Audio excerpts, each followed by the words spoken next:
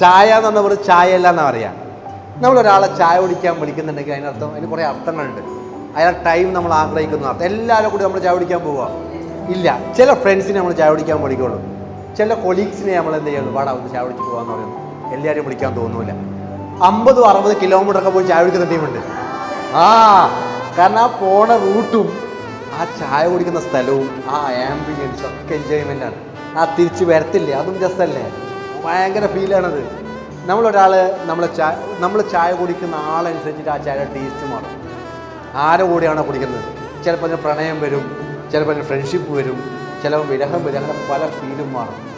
നിങ്ങളൊരാൾ ചായ കുടിക്കാൻ വിളിക്കുന്നെങ്കിൽ അതിനർത്ഥം എന്താ അറിയോ, നിങ്ങളോട് സമയം ചിലവഴിക്കാൻ അയാൾ ആഗ്രഹിക്കുന്നു.